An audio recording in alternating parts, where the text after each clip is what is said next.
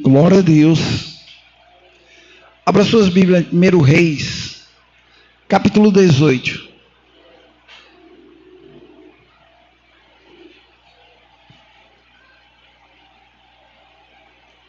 Fica no Antigo Testamento.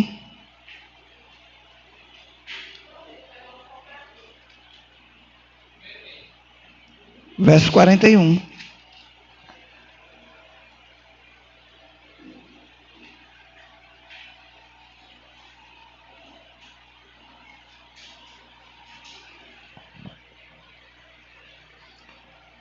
Primeiro Reis, capítulo 18, versículo de número 41.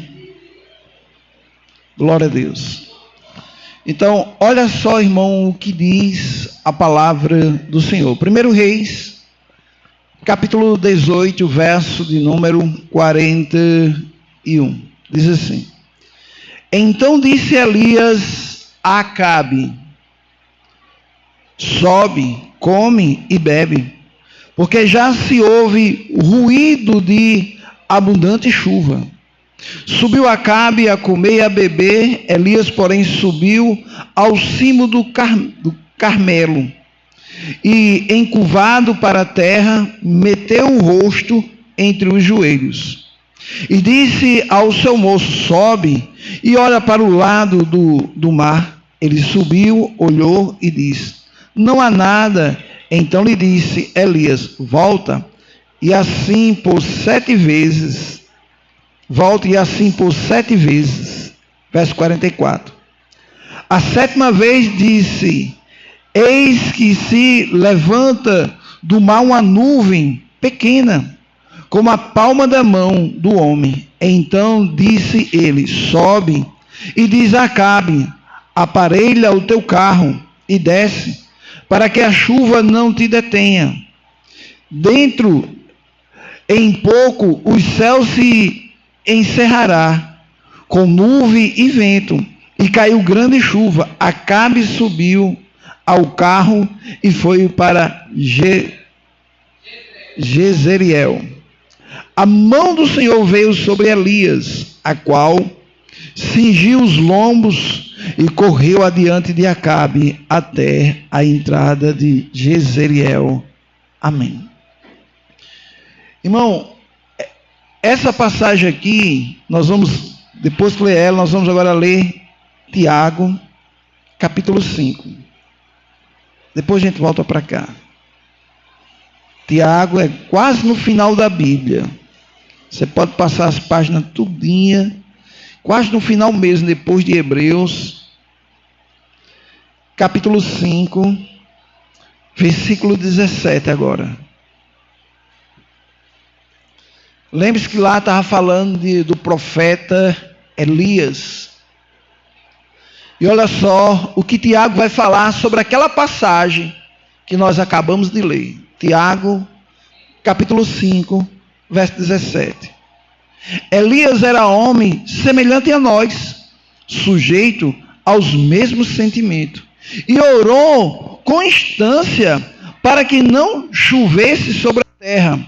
E por 3 anos e 6 meses não choveu. E orou de novo, e o céu deu chuva, e a terra fez germinar seus frutos. Meus irmãos, se algum dentre vós se desviar da verdade, e alguém o converte, sabei que aquele que converte o pecador do seu caminho errado, salvará da morte a alma dele, e a cobrirá multidão de pecados. Amém. Você vai ver que Tiago, ele cita, parece até que ele lia a história de Elias. Porque Elias foi um homem que orou e disse: eu vou orar e não vai chover durante 3 anos e 6 meses. Não choveu. Agora, você já imaginou uma terra durante 3 anos sem chover? Já imaginou a escassez de água? E ele decidiu orar de novo para que chovesse agora. Ele agora sobe ao Monte Carmelo, dobra o seu joelho. A Bíblia é bem clara em dizer que ele colocou a sua cabeça entre as pernas e orou ao Senhor. Se você, talvez a gente leu e a gente não presta bem atenção ao que a gente leu, mas ele orou 7 vezes. Por que 7 vezes? Algumas pessoas dizem que o número 7 é o número da perfeição. Se você prestar atenção, na Bíblia tem muito 7. 7 voltas sobre os muros de Jericó, antes do muro de Jericó cair. Naamã deu 7 mergulhos, no 7º ele foi curado. A Bíblia vai falar sobre 7 igrejas, 7 cajados.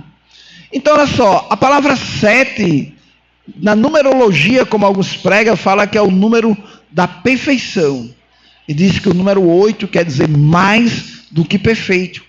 Diz que o número 6 é o número imperfeito, que é o número do homem, que nós nascemos no 6º dia. Então, nós só somos perfeitos em Cristo. Por isso que ele fez o homem no 6º dia e no 7º descansou. E uma pessoa só descansa depois que conclui. Quem está fazendo uma reforma, você só para só quando terminar a reforma. Quando você termina, não, desse trabalho aí, eu estou descansado, eu posso fazer outra coisa, mas aqui eu já concluí. E o 7º dia, irmão, Deus descansou, e a Bíblia diz, quem crê, entra no descanso de Deus. Então, por isso que nós precisamos estar em Cristo, para que nele, nós somente, irmão, nele é que nós somos perfeitos. Então, o escritor Tiago diz que Elias era homem igual eu e você. Era homens, irmão Elias, para quem conhece a história, Elias correu com medo de uma mulher. Ele enfrentou 450 profetas de Baal, no Monte Carmelo, desafiou o povo e disse, olha, quem orar e descer fogo do céu e consumir o holocausto, então esse é Deus. Então, 450 profetas contra ele e ele sozinho do outro lado. E a história diz que aqueles 450 profetas oraram, se rasgaram, de manhã até meio-dia, mas não desceu o fogo do céu. Mas Elias, quando, em primeiro lugar, ele ajeitou o altar, preparou o sacrifício, colocou a lenha e ele fez uma coisa anormal para um fogo pegar. Ele jogou água. Ele jogou, parece que aquela água se tornou, parece até em álcool. Porque ele jogava água, a Bíblia diz que os galhos até, as árvores, ficavam boiando na água. E quando ele orou, a Bíblia diz que desceu fogo do céu e consumiu o holocausto, e consumiu o fogo. Então, irmão, o fogo de Deus consumiu tudo. E o pessoal chegou à conclusão que somente Deus é Deus. Como foi cantado aqui, Deus é Deus. Então, irmão, mandaram matar todos os 450 profetas de Baal. Então a rainha ficou revoltada com Elias. E Elias, quando soube que aquela rainha ia pegar ele correu com medo dela. Como é que pode o homem desafiar e vencer 450 profetas e correr com medo de uma mulher? Mas é interessante que esse homem, irmão, ele tem uma comunhão tão grande com Deus, que ele agora decide orar, e ele começa a dizer, olha aí, se vai vir água. E a primeira vez que ele orou, tem não. Orou a segunda vez, aí tem nem uma nuvem escura. E ele ora pela segunda vez, nada. A terceira vez, nada. A quarta vez, nada. Quinta vez, mas na 7ª vez, quando o seu auxiliar for olhar, ele disse, eu vejo a nuvem comparado como a mão de um homem. Então Elias teve a conclusão, disse, rapaz, esse é o sinal que vai vir chuva por aí. Corra logo. Corra que não vai vir pouca chuva não, vai vir muita chuva. Elias também era um homem que quando mandaram prender ele, mandaram 50 homens prender Elias. Elias orou e desceu fogo do céu e consumiu aqueles homens. Então, irmão, eu e você, por que está escrito na Bíblia? Para mostrar a você o poder que tem a oração. Agora imagine só, o homem que estava na antiga aliança, que não era filho de Deus, a posição dele era de servo, Um homem que na sua oração ele não tinha o nome de Jesus, mas eles tinham fé. Mas eles confiavam em Deus. Ele confiava no poder da oração. Por isso que ele se prostrou, porque ele confiou que Deus ia fazer. Irmão, quem confia em Deus não vai dar crédito às circunstâncias, porque quem confia em Deus sabe que Deus é maior do que qualquer problema, do que qualquer adversidade, do que qualquer circunstância. Deus, irmão, Ele é maior. Em 1 Reis, capítulo 17. 1 Reis.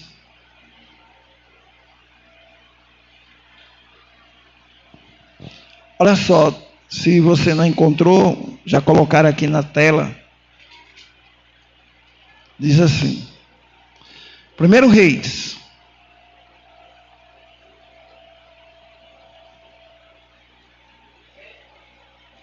Então Elias, o tesbita dos moradores de Gileade, disse a Acabe: tão certo como vive o Senhor, Deus de Israel, perante cuja face estou, nem orvalho nem chuva haverá neste ano, segundo a minha palavra. Não pense no homem de fé como se fosse assim: eu vou orar e Deus vai responder minha oração. Versículo 2. Veio a palavra do Senhor dizendo: retira-te daqui, vai para o lado oriental e esconde-te junto à torrente do Querite, fronteira ao Jordão. Verso 4. Beberás da torrente, e ordenei aos corvos que ali te sustente. Versículo 5. Foi, pois, e fez segundo a palavra do Senhor. Retirou-se e habitou junto à torrente do Querite, fronteira ao Jordão.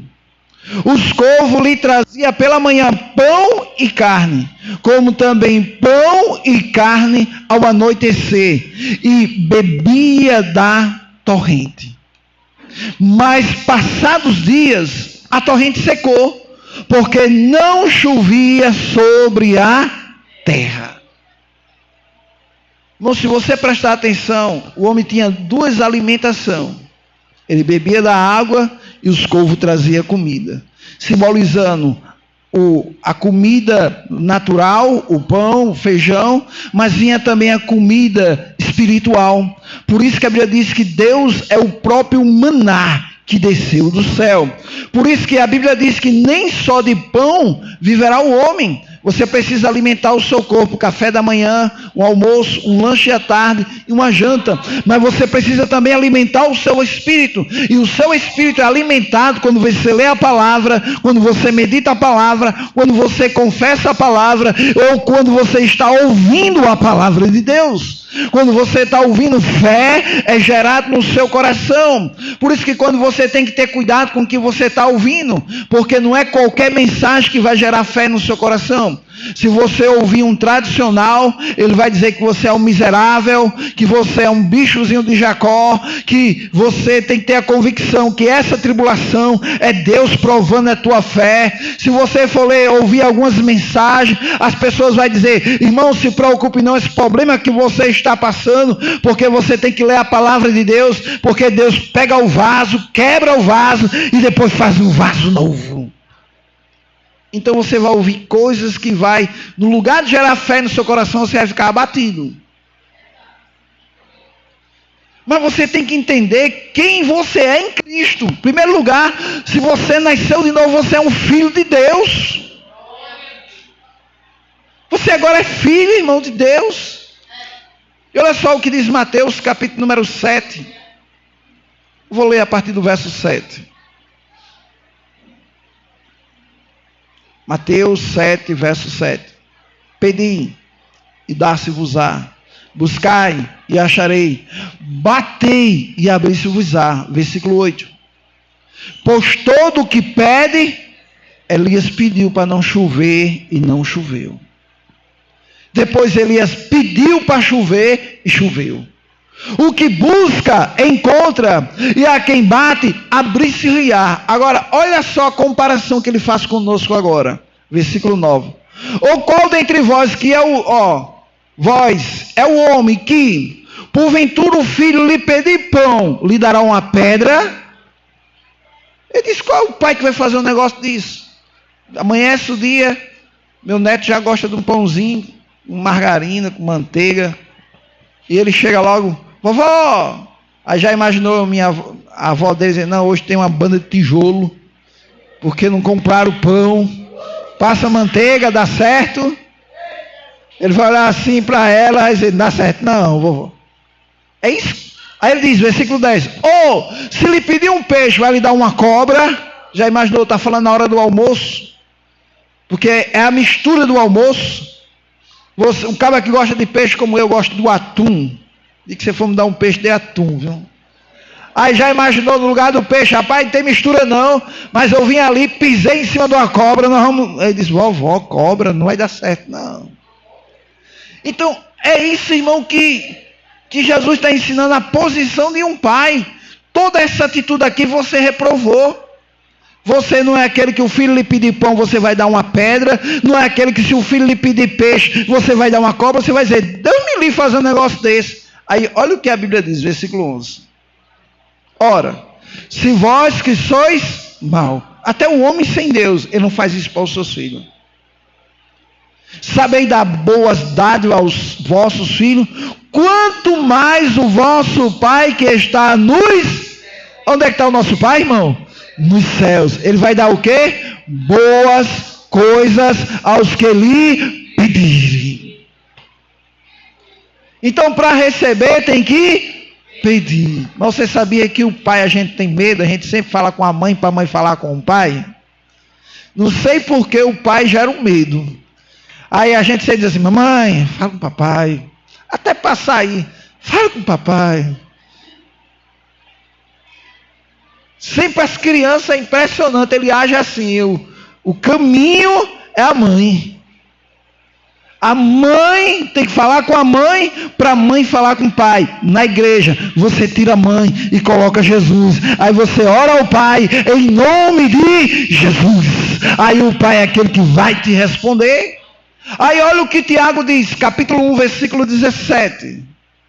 Tiago, capítulo 1, verso 17. Aí ele diz, toda boa dádiva, todo dom perfeito, são lá do alto, descendo do Pai das luzes, em quem não pode existir variação ou sombra de mudança. Eu pergunto, doença é coisa boa?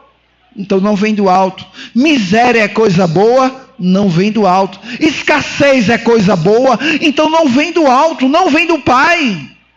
Por isso que ele diz, toda boa dádiva, todo dom perfeito, são lá do alto, descendo do Pai das luzes. Porque o Pai das luzes, porque Ele é o Pai e nós somos a luz do mundo. É o Pai das luzes, em quem não pode existir variação ou sombra de mudança. Irmão, eu preciso ter a convicção que aquilo que eu peço, 1 João capítulo 5, aquelas epístolas lá no finalzinho da Bíblia, versículo número 13, 1 João capítulo 5, verso 13. Olha só o que diz: essas coisas vos escrevis, a fim de saber que tendes a vida eterna, a vós outros que crê em o nome do Filho de Deus. Aí, versículo 16.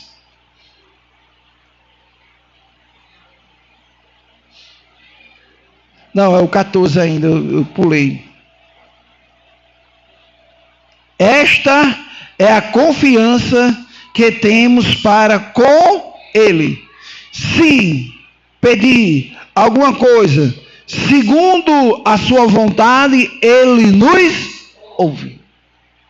Mas alguém diz assim, mas é segundo a vontade do Pai. Aí tem gente que olha assim, Pai, se for a tua vontade. É isso que a tradição ensina baseado nesse versículo.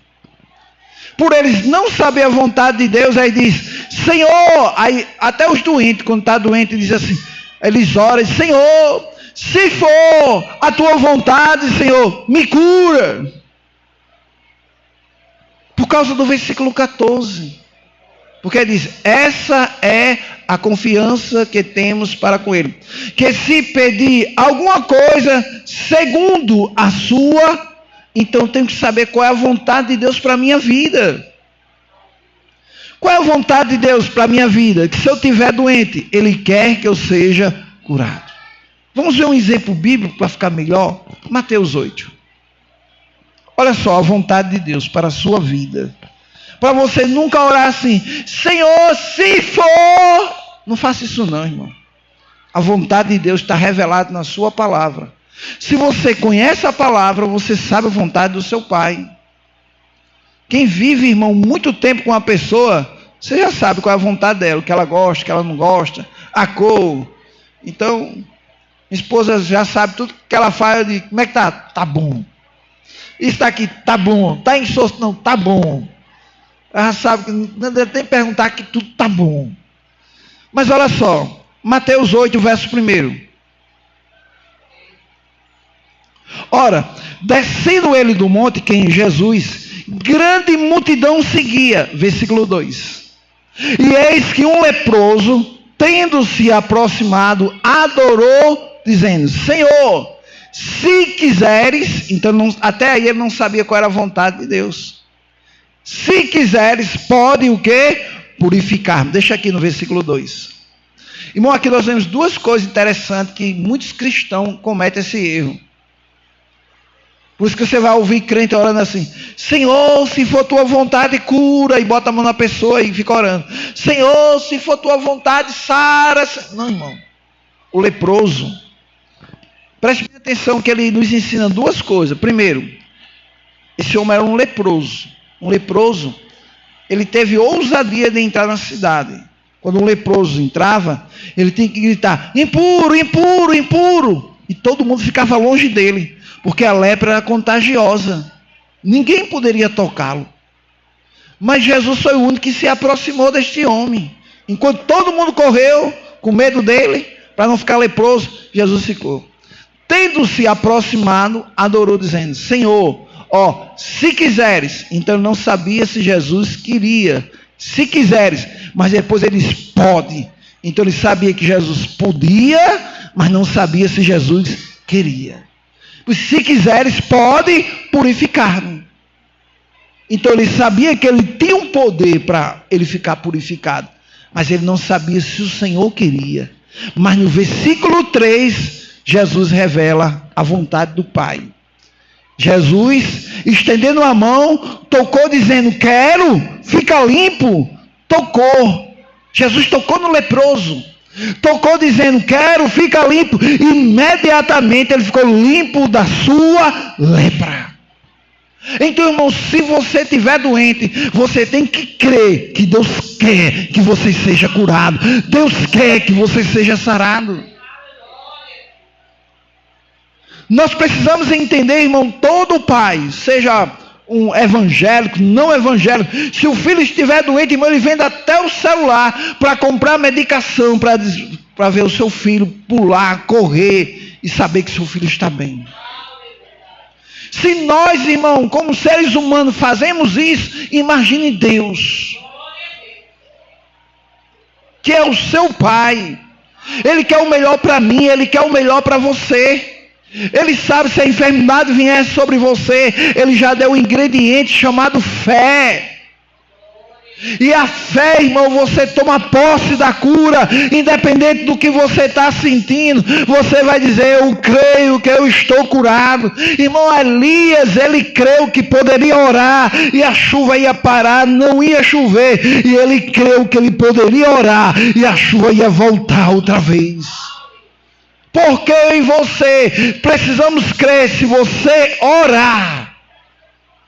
Marcos 16, verso 17. Olha só. E estes sinais hão de acompanhar aqueles que creem. Preste bem atenção que ele não disse assim, Os sinais seguirão só os pastores, aos evangelistas, aos presbíteros. Não, ele diz, os sinais hão de acompanhar aqueles que, ele está dizendo, qualquer um que decidir crer. Ele não especificou quem era a pessoa. Ele diz, quem crê, ele diz, em meu nome expulsarão demônio, falarão novas línguas. Isso aconteceu aqui domingo. Foi domingo, foi? Foi. É porque eu estou na outra igreja, venho para cá. Que o único dia que eu não estou no culto é na segunda. Aí os outros ficam meio perdidos. Versículo 18. Aí ele diz, pegarão em serpente, e se alguma coisa mortífera beber, não lhe fará mal. Se impuser as mãos sobre os enfermos, eles ficarão o quê? Foi o que Jesus fez. Jesus colocou a mão sobre o leproso e declarou cura, e aquele homem foi curado. Mas aí você poderia dizer, mas pastor, mas Jesus é Jesus, eu não sou Jesus. Mas será que é isso mesmo? Para nós encerrar, João capítulo 14, versículo 12. Olha só o que Jesus diz. Em verdade vos digo que aquele, ele não especificou a pessoa, aquele que crê em mim, quem crê em Jesus aqui? Então você é essa pessoa que ele está falando. Aquele que crê em mim fará também as obras que eu faço. Você imaginou, irmão? O que a Bíblia diz que você é capaz? Mas você sabia que aqui na sua mente existe uma batalha pensando que você não pode? Sabia que aqui na sua mente fica dizendo, você não é essa pessoa. Você não tem esse tempo de crente para isso acontecer. Não, mas ele foi bem claro. As obras que eu faço e outras maiores fará, porque eu vou para junto do... Ele disse, eu vou-me embora, mas as obras têm que permanecer, a cura tem que permanecer, o milagre vai permanecer, gente batizada com o Espírito Santo vai permanecer, gente sendo salva vai permanecer. Então, irmão, Deus conta comigo, Deus conta com você, e nós somos a continuidade, irmão, do que Jesus começou. É igual aquela corrida, acho que você já participou, ou alguém já participou, ou já viu na televisão, aquela corrida de 400 metros, e é 4 participantes, e cada um corre 100 metros. Aí o cara começa com, chamado corrida com bastão. Aí a pessoa vem com bastão, aí ele corre, quando chega próximo do outro, ele passa o bastão, aí o outro segura o bastão e corre. Irmão, Jesus foi o primeiro, e o bastão, ele passou para nós. E nós estamos correndo a corrida que nos está proposta, olhando para Jesus, autor e consumador da fé. Então, se Elias creu que poderia orar e não chover, e depois ele creu que poderia orar e a chuva cair, irmão, se ele teve essa capacidade, essa ousadia, então seja ousado também. Seja ousado. Talvez se ele estivesse no meio de incrédulo ali, dizer, Elias, que conversa, Elias. Eu nunca vi alguém orar e a chuva parar, Elias. Elias, eu nunca vi alguém orar e dizer que vai chover e vai chover, Elias. Elias diz, eu nunca vi também não, mas eu creio em Deus. Por eu crer nele, aí eu vou orar. E se eu orar, a chuva vai cair. Então não espere ver para crer, creia para ver. O incrédulo, ele quer ver para crer. O homem ou a mulher de fé, ela crê, aí depois ela vê. Ela crê primeiro e vê depois. Então, irmão, creia. Creia que o melhor de Deus vai acontecer na sua vida, em nome de Jesus. Amém. Glória a Deus. O Minho vai louvar agora.